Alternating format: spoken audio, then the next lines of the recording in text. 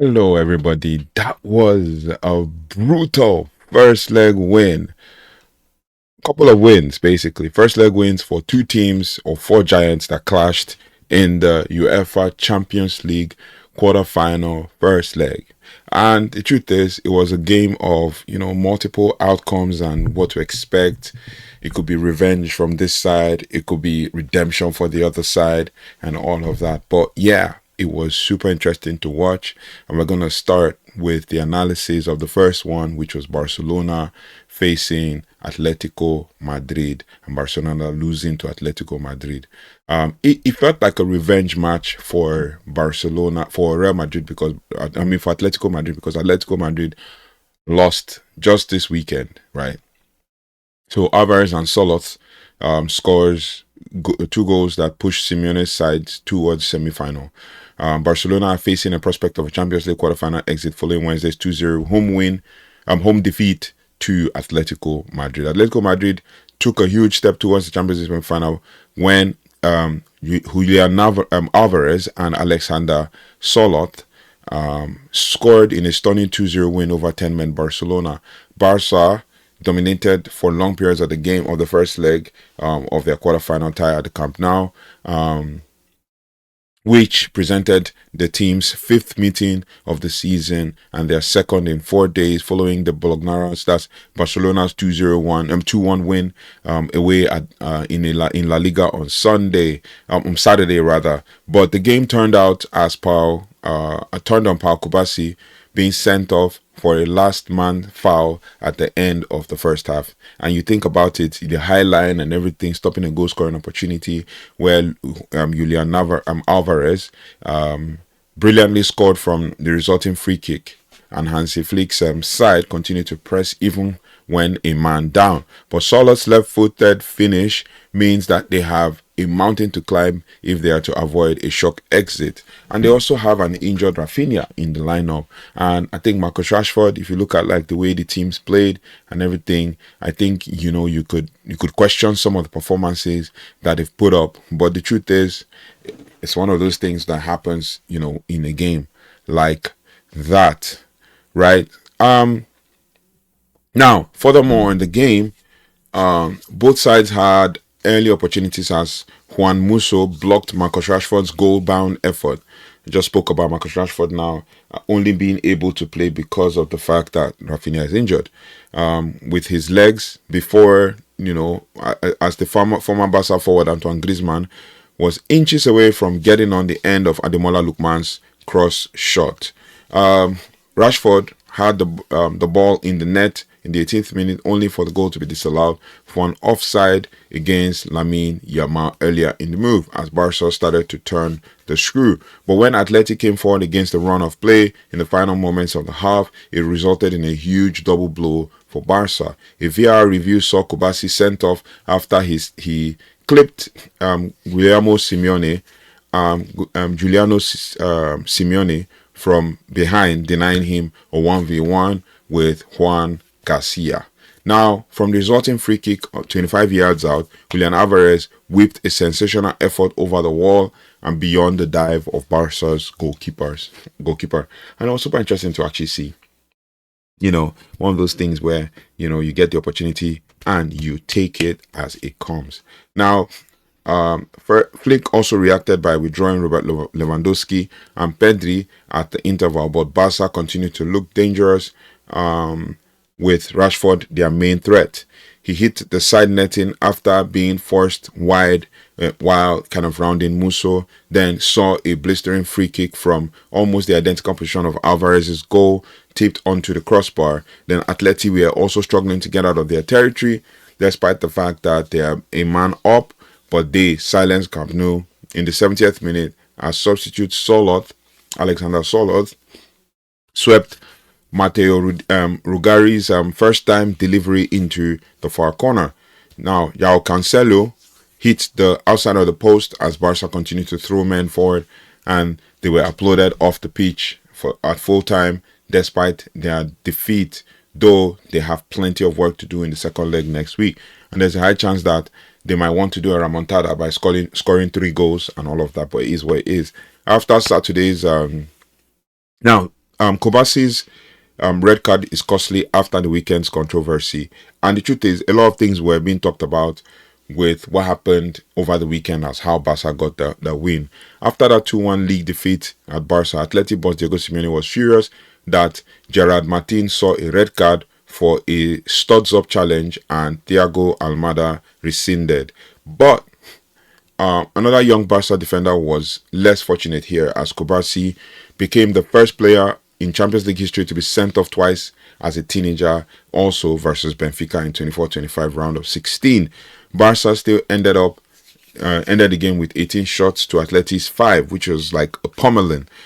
Also winning the expected goals XG battle by 1.16 to Atleti 0.45, but it was the visiting strikers who took their chances. Alvarez's 9 Champions League goals this season are the most by any Atleti player in a single campaign, battering Diego Costa's return in 8 Champions League goals in 2013-14, while he is just the second visiting player to score from direct free kick at Barcelona in the competition after Antonio da Silva of Stuttgart scored in December 2007. Now, super sub Sorloth also has scored 6 goals in 12 Champions League appearances this season, having only netted once in his first 12 outings in the competition. So it is a huge mountain to climb for Barcelona.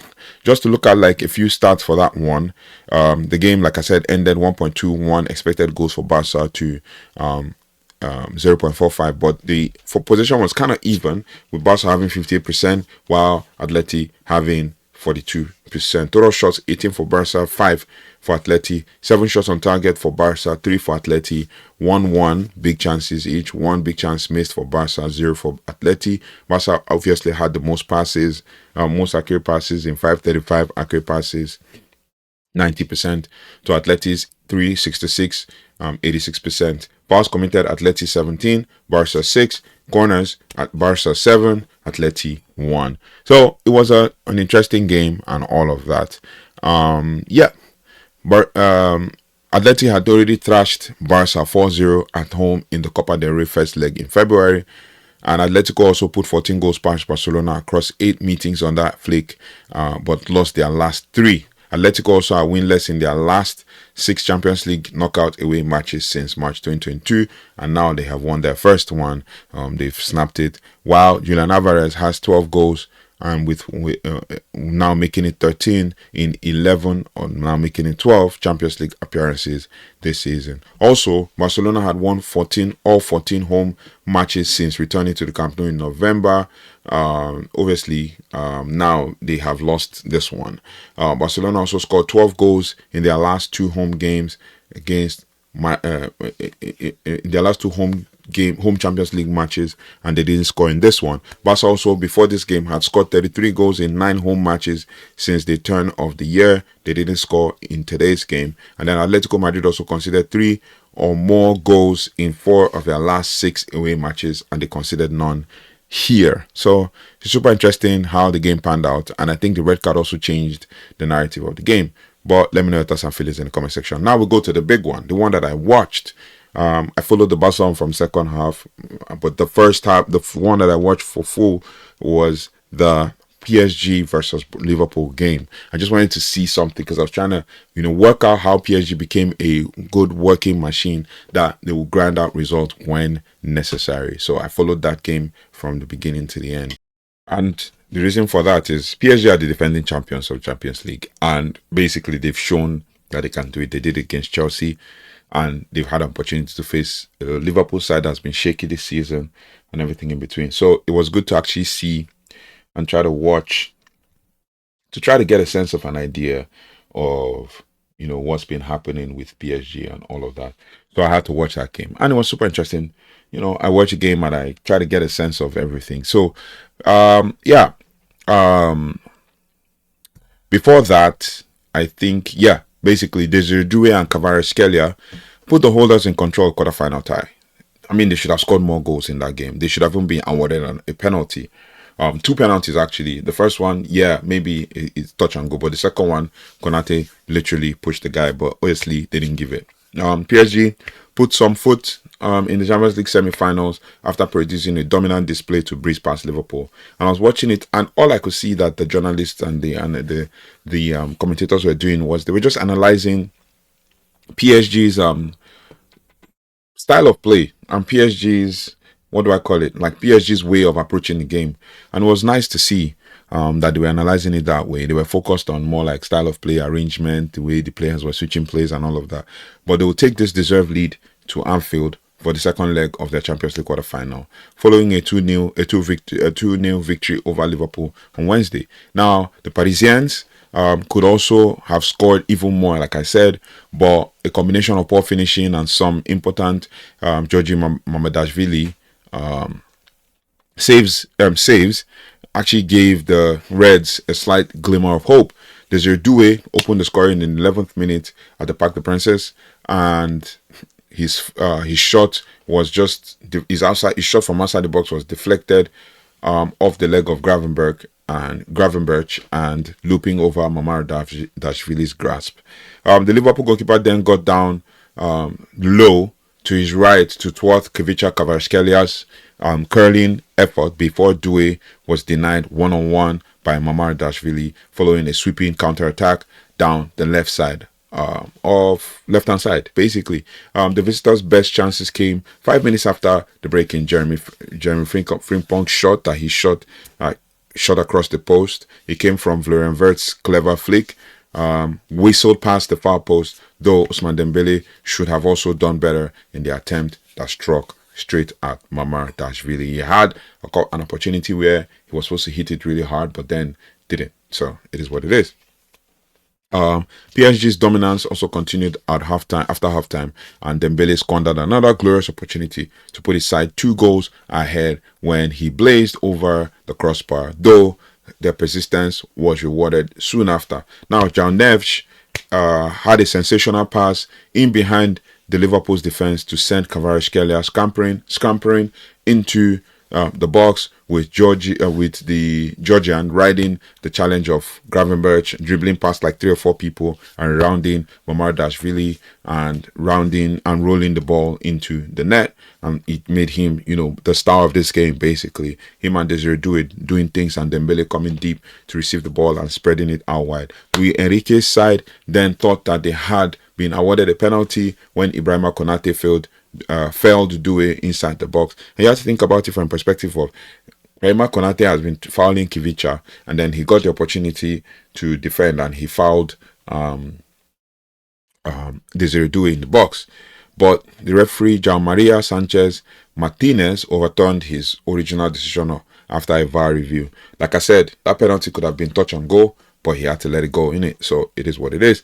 PSG also had another chance to put the tie to beyond doubt, but Nuno Mendes was unable to sort out his feet inside the area, though Liverpool still have a huge mountain to climb next week, and they need to score 3 goals just like the Barcelona game. Also, if you look at PSG piling more misery on Slot's Liverpool, the meeting with the Champions League holders was perhaps the last thing that Liverpool actually wanted after their FA Cup thrashing at the hands of Manchester City. And Luis Enrique's side dominated the first leg to put one foot in the semi-final. You look at that, before that game, PSG had more time to prepare. They rested, they played their last game on Friday, and they had ample time, I think one more day to prepare as ahead of Liverpool. And then obviously this weekend they will not play any game. The next time they'll play a game will be Tuesday next week when they face Liverpool again. So it'll be super interesting to see how the game pans out, because they'll be well rested, they'll be well prepared, well energetic, and there's no how they're going to lose this game to Liverpool, because they postponed their league game this weekend in preparation for the Anfield trip. Now, PSG have won 8 of their last 10 10 Champions League games against English sides. They've drawn 1 and lost 1, and as many as they have had in their last 27, drawn 7 and lost 12, and their latest victory over Premier League opposition was supremely comprehensive. Now, they finished with their expected goals of a total of 2.2 from their 18 shots, compared to Liverpool's measly 0.18 from 3 attempts. And it was the first time since facing Atalanta in November 2020 that the Reds failed to have their shot on target in a Champions League match. In addition, Liverpool have now won 3 have now lost 3 consecutive matches in all competitions for the third time this season, and it is the first time that they have won. They have had 3+ runs of 3+. So it's the first time they've had 3+ runs of 3+ consecutive defeats in a campaign since 1953-1954, when they were relegated from the top flight. You also look at it that this is Arne Slot's 16th defeat as Liverpool manager this season alone. 16th defeat. That is really bad. Liverpool are actually in the doldrums right now as we speak. But it is what it is. Let me know your thoughts and feelings in the comment section. Let's look at the stats quickly before we wrap up today's show. For the stats of the game, you see that PSG were very comfortable, 74% ball possession to 26, while Liverpool had 26%, as I said. 2.20 expected goals to 0.18, 18 shots to 3 for Liverpool, 4 big chances to 0 for Liverpool. Liverpool were just not at the races at all. At some point, they had some spur of the moment kind of thing where they literally were looking for opportunities and where they were kind of like trying to get the sense of things as it was happening, but it wasn't to be. Like, you look at it, Liverpool were trying to gain possession, they're trying to take control, but they had the measly 3 chances, literally 3 big chances for PSG and 0 big chance for Liverpool. And you have 683 passes, which is like accurate passes, which is 92% to Liverpool's 189 all through the game. 189 passes. And then that is like about maybe 5 times more passing PSG had against Liverpool. And 8 fouls committed for PSG. Liverpool had 12. 3 corners, Liverpool had 1. Like, they just outplayed Liverpool. Before the game, Khvicha had 11 goal involvements in 11 Champions League games this season. Make that 12. PSG also have conceded in all 3 home Champions League games, Champions League matches this season, and they considered nothing today. PSG also were eliminated. They had eliminated Chelsea 8-2 on aggregate in this season's Champions League round of 16, and both teams scored in all 3 of PSG's home Champions League matches this season. Meanwhile, Van Dijk admitted that Liverpool gave up during Saturday's 4-0 defeat to Manchester City, and Van Dijk also has conceded 4 penalties this season, and the most in any of Europe's top 5 leagues. Now, Liverpool also have lost 15 matches this season and make today's game 16. They are most in any single campaign since 2014-2015. Florian Wirtz created 27 open play chances in 9 Champions League games, a record for the English club player, and now he has barely performed today. If you look at Florian Wirtz and his stats today, you will see that just to quickly look at the stats for Florian Wirtz and then we'll wrap it up. Florian Wirtz played as one of the 2 in the 4-2-4. No, one of the 2 in the 4-4 in the 3-4-3. Because it was kind of like 3-4-1-2 where Liverpool lined up for the first time with wing backs Frimpong and Kerkers, and they were defending really well. But Gomez, Van Dijk, and Konate were the back 3, and still PSG had space, and PSG were doing absolutely well. They really played well. A man of the match for them was Khvicha Kvaratskhelia. Liverpool were nothing. They didn't even turn up today. They didn't even turn up at all. So looking at Florian Wirtz before we wrap up the show, Florian Wirtz had played 78 minutes. And he had 17 of 19 accurate passes. 17 passes all through. He only had 40 touches in the game. He had 4 defensive contributions, 1 block shot, and created just 1 chance. It is what it is, man. Anyway, Liverpool are done, and we'll see what happens in the return leg. PSG could have finished off this game, but it is what it is. Let me know your thoughts and feelings in the comment section as we move on to the next one. And the slot has lost the plot, but it is what it is. I'll see you on the next one. Take care, goodbye, and God bless.